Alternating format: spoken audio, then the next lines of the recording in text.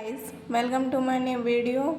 तो आज के वीडियो में हम सॉल्व करने वाले हैं एनसीईआरटी प्रश्नावली 3.3 के प्रश्न 10 को, जिसमें हमारे पास प्रश्न 10 के अंदर भी 4 प्रश्न हैं। उन चारों को हम आज सॉल्व करने वाले हैं। तो प्रश्न 10वां है, निम्नलिखित आव्यूहों को एक सममित आव्यूह तथा विषम सममित आव्यूह के योगफल के रूप में व्यक्त कीजिए। हमारे पास ये 4 अवयव दिए हुए हैं, इन्हें हमें सममित आव्यूह तथा विषम सममित आव्यूह के योगफल के रूप में व्यक्त करना है। तो पहले ये हमारे पास सूत्र होता आएगा, इसमें ये सममित होता है और ये विषम सममित होता है। इनको हमें इस रूप में व्यक्त करना है। तो पहले वाले आव्यूह का हम जब योगफल निकालेंगे तो ये दिया है ए बराबर आव्यूह। पहले तो हम इसका ए डैश निकालेंगे, यानी कि परिवर्त। तो हम जानते हैं किसी आव्यूह का परिवर्त वह होता है जिसमें पंक्तियां हैं वो स्तंभ बन जाती हैं और जो स्तंभ रहते हैं वो पंक्तियां बन जाती हैं। तो पहली पंक्ति को पहला स्तंभ, दूसरी पंक्ति को दूसरा स्तंभ बना देंगे। फिर हमने माना है पी बराबर, पी से हम सममित आव्यूह को शो करना है और क्यू से विषम सममित आव्यूह को। तो पी बराबर 1/2 गुणा ए प्लस ए डैश, इसमें हम ए और ए डैश के मान रख देंगे। तो यहाँ पे फिर हम इन दोनों प्लस कर देंगे, 3 और 3 6, 5 और 1 6, 1 और 5 ये भी 6 होएगा, माइनस माइनस प्लस होता है तो ये माइनस का 2 हो गया। अब इनका हम भाग कर देंगे 1/2 से, तो हमारे पास 3 3 3 और माइनस का 1 निकल के आ जाएगा। ये हमारे पास पी निकल के आ गया। अब हम पी डैश निकालेंगे। तो पी डैश में ये जो पहली पंक्ति है इसको पहला स्तंभ बना देंगे, दूसरी पंक्ति को दूसरा स्तंभ बना देंगे। क्योंकि P और P डैश बराबर हैं इसलिए ये एक विषम सममित सममित आव्यूह है। P और P डैश बराबर है इसलिए ये एक सममित आव्यूह है। अब इस प्रकार हम Q का मान निकालेंगे, Q बराबर 1/2 A माइनस A डैश। फिर से हम आव्यूह A और A माइनस, फिर से हम आव्यूह A को माइनस करेंगे A डैश से,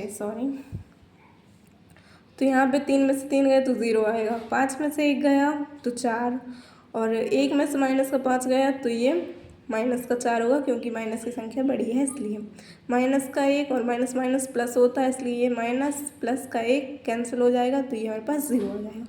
1/2 का हम इनमें भाग करेंगे तो 4/2 2 बचेंगे, माइनस का 4 तो ये माइनस के 2 बचेंगे, 0 में करेंगे तो 0 ही आएगा। ये हमारे पास क्यू निकल गया है। अब हम इसका क्यू डैश निकालेंगे। तो इस पहली पंक्ति को पहला स्तंभ, दूसरी पंक्ति को दूसरा स्तंभ। अब इसका हम माइनस करेंगे, क्योंकि विषम सममित आव्यूह में आव्यूह के अवयवों को माइनस करते हैं, माइनस से गुणा करते हैं। तो ये हमारे पास जो माइनस का था वो प्लस का हो जाएगा और जो प्लस का था वो माइनस का हो जाएगा। अब क्योंकि क्यू और क्यू डैश जो हमने निकाला है वो बराबर है इसलिए ये एक विषम सममित आव्यूह है। इस प्रकार से हम P प्लस Q कर देंगे, यानी कि जो हमारे पास सममित आव्यूह है और विषम सममित आव्यूह है उनको हम जोड़ देंगे। तो 3 में 0 जोड़ेंगे 3 ही आएगा, 3 में 2 जोड़ेंगे तो 5 आएगा, 3 में माइनस का 2 जोड़ेंगे तो जोड़ेंगे नहीं क्योंकि घटाएंगे, प्लस माइनस माइनस होता है, तो बस ये 1 आएगा। फिर माइनस का 1 और 0 करेंगे तो माइनस का 1 ही आएगा। अब ये हमारे पास वही आव्यूह निकल आया जो हमें दिया था कि इसे योगफल के रूप में व्यक्त कीजिए, इसलिए ये योगफल निकल के आ चुका है सममित और विषम सममित आव्यूह का। इसी प्रकार हम दूसरे आव्यूह को भी सॉल्व करेंगे। पहले हम लिखेंगे, दिया है ए बराबर हमारे पास ये आव्यूह, इसका हम ए डैश निकालेंगे। पहली पंक्ति को पहला स्तंभ, दूसरी पंक्ति को दूसरा स्तंभ, तीसरी पंक्ति को तीसरा स्तंभ। फिर हमारे पास ये सूत्र होता है, पहले हम P का मान निकालेंगे फिर Q का निकालेंगे। तो P में हम A और A डैश के मान रख देंगे। ये मान रखने पर अब 6 में 6 को जोड़ेंगे तो 12 हो जाएगा, माइनस माइनस प्लस होता है इसलिए माइनस का 4 हो जाएगा, क्योंकि माइनस का चिन्ह आता है, होता है तो प्लस ही है। 2 + 2 4 होगा, माइनस का 2 माइनस का 2 माइनस का 4 होगा, 3 3 6 हो जाएगा, फिर ये माइनस का 2 हो जाएगा, ये 4 हो जाएगा, ये भी माइनस का 2, फिर ये 6। फिर हम इनका भाग कर देंगे, 1/2 से गुणा कर देंगे। अगर हम 12 का गुणा 1/2 से करेंगे तो हमारे पास 2 से 12 कटेगा 6 बार, फिर 2 से माइनस का 4 जाएगा माइनस का 2 बार, फिर 2 से 4 जाएगा 2 बार, फिर 2 से माइनस का 4 2 बार, 6 जाएगा 3 बार, फिर माइनस का 2 जाएगा माइनस का 1 बार जाएगा, फिर 4 जाएगा 2 बार, फिर माइनस का 2 माइनस का 1 आ जाएगा, फिर 2 जाएगा 6 बार, 3 2 का 6 में भाग करेंगे तो ये 3 बार जाएगा। इस प्रकार से हमारे पास ये p निकल के आ जाएगा। अब क्योंकि अगर हम इसका परिवर्त करेंगे तो हमें यही आव्यूह फिर से मिल जाएगा, इसलिए यह एक सममित आव्यूह है। अब इसी प्रकार हम q का मान ज्ञात करेंगे। इसमें हम आव्यूह a तथा -1 का मान रखेंगे, फिर इन दोनों को माइनस करेंगे। 6 में से 6 गए तो 0, माइनस का 2 माइनस का माइनस माइनस प्लस हो जाएगा, तो हो जाएगा माइनस का 2 और प्लस का 2 0 हो जाएगा। फिर 2 में से 2 गया तो 0 हो जाएगा, फिर यहाँ से ये 0, हमारे पास एक ये शून्याव्यूह आ जाएगा। अब 1/2 का यदि हम इनमें भाग या गुणा करेंगे तो हमारे पास 0 ही आएगा। फिर यदि हम इनका परिवर्त करेंगे तो भी हमारे पास शून्याव्यूह ही आएगा। यदि हम इनका माइनस करेंगे तो भी हमारे पास शून्याव्यूह ही आएगा। इस प्रकार q बराबर होगा q डैश के, तो ये एक विषम सममित आव्यूह है। अब हम इनको जोड़ देंगे, p जो सममित आव्यूह है उसे तथा q जो विषम सममित आव्यूह है, तो इन दोनों का हम जोड़ करेंगे तो यदि हम 0 में कोई भी संख्या जोड़ते हैं तो वही संख्या हमारे पास वापस आ जाती है। इस प्रकार से ये योगफल निकल के आ जाएगा सममित तथा विषम सममित आव्यूह का। अब हमारे पास ऐसे ही तीसरा है, a बराबर एक आव्यूह दिया हुआ है, हमें ज्ञात करना है a डैश। तो हम फिर से सूत्र लिखेंगे, माना p और q मान लेंगे हम यहाँ पर विषम सममित आव्यूह को। पहले हम p का मान ज्ञात करेंगे, तो ये दोनों आव्यूह को लिख लेंगे और इनको प्लस कर देंगे। 3 में 3 प्लस किया तो 6 आएगा, 3 में से माइनस का 2 गया तो 1 बचेगा, माइनस का 1 में माइनस का 4 गया तो माइनस का 5, माइनस माइनस प्लस होता है इसलिए। फिर माइनस का 2 प्लस का 3 ये 1 हो जाएगा, फिर माइनस का 2 माइनस का 2 माइनस का 4 हो जाएगा, 1 माइनस का 4 माइनस का 5 ये हो जाएगा माइनस का 4, माइनस का 4 और माइनस का 1 माइनस का 5, माइनस का 5 और 1 माइनस का 4, क्योंकि माइनस संख्या बड़ी है इसलिए 2 और 2 4 हो जाएगा। फिर इनमें हम 1/2 से भाग कर देंगे, तो ये हो जाएगा 2 का भाग 6 में देंगे तो 3, फिर 1 में देंगे तो 1/2 ही आएगा, 5 में करेंगे तो माइनस का 5/2 हो जाएगा, फिर 1 में करेंगे तो 1/2, फिर माइनस का 4/2 करेंगे तो ये माइनस का 2 आ जाएगा, फिर से माइनस का 2 आ जाएगा, फिर माइनस का 5/2, फिर माइनस का 2, फिर प्लस का 2। इस प्रकार से हमारे पास निकल के आ जाएगा। यदि हम इनका परिवर्त करेंगे तो ये पहली पंक्ति को पहला स्तंभ, दूसरी पंक्ति को दूसरा स्तंभ, तीसरी पंक्ति को तीसरा स्तंभ बना देंगे। तो ये हमारे पास जो हमने ये p ज्ञात किया था वही p वापस निकल के आ जाएगा, इसलिए यह एक सममित आव्यूह है।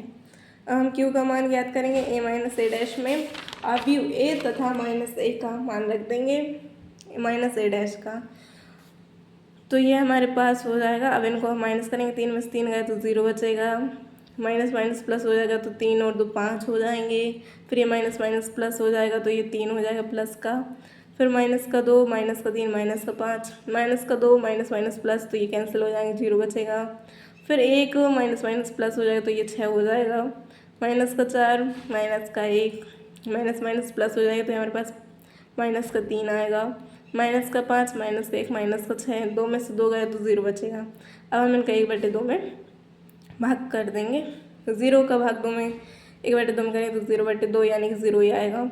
5 का करेंगे तो 5/2 हो जाएगा, 3 का करेंगे 3/2, माइनस का 5 का माइनस का 5/2, 0 करेंगे तो 0 ही आएगा।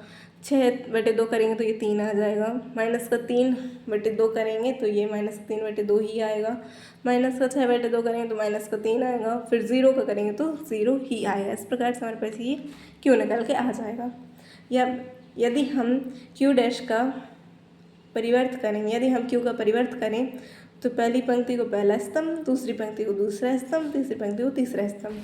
अब क्योंकि विषम सममित आव्यूह में माइनस का गुणा होता है आव्यूह के अवयवों के साथ, तो जो प्लस की संख्या होती है वो माइनस की हो जाती है, जो माइनस की होती है वो प्लस की हो जाती है। तो इस प्रकार हमने ये क्यू निकाला था और ये क्यू जो हमारे पास निकल के आया है वो दोनों बराबर हैं, इसलिए यह एक विषम सममित आव्यूह है।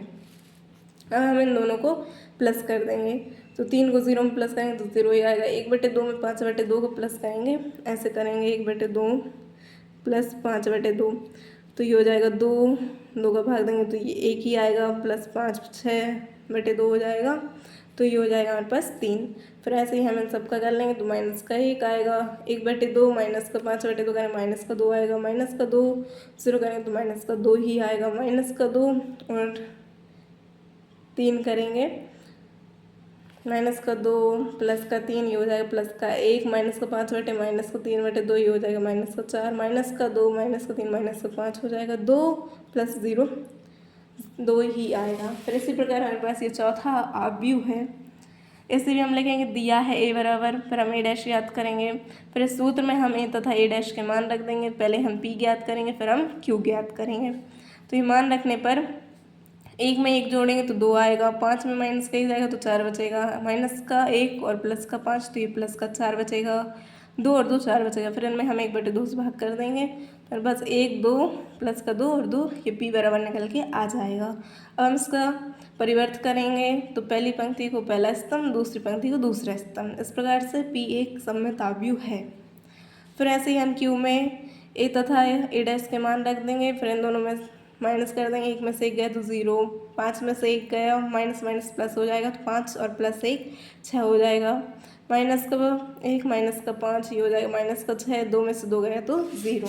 अब इनमें हम 1/2 से भाग करेंगे तो ये हमारे पास आएगा 6/2 करेंगे तो 3 आएगा, माइनस का 6/2 करेंगे तो माइनस का 3 आएगा।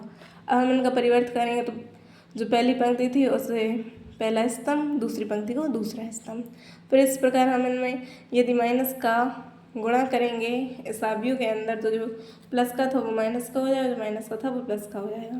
अब क्योंकि जो q हमारे पास निकल के आया है और जिस q का हम परिवर्तन कर रहे थे वो दोनों बराबर हैं, इसलिए ये एक विषम सममित अवयव है। फिर हम p + q कर देंगे, यानी कि जो सममित अवयव है और विषम सममित अवयव उनका योग कर देंगे तो 1 में यदि हम 0 जोड़ेंगे तो 1 आएगा, 2 में हम 3 जोड़ेंगे तो ये 5 हो जाएगा और 2 में से माइनस का 3 तो ये माइनस का 1 आएगा क्योंकि माइनस की संख्या बड़ी है, और 2 में यदि हम 0 जोड़ेंगे तो यहाँ बस 2 ही आएगा। तो आज की वीडियो में इतना ही, मिलते हैं अगली वीडियो में, तब तक के लिए bye bye, Radhe Radhe, thank you for watching.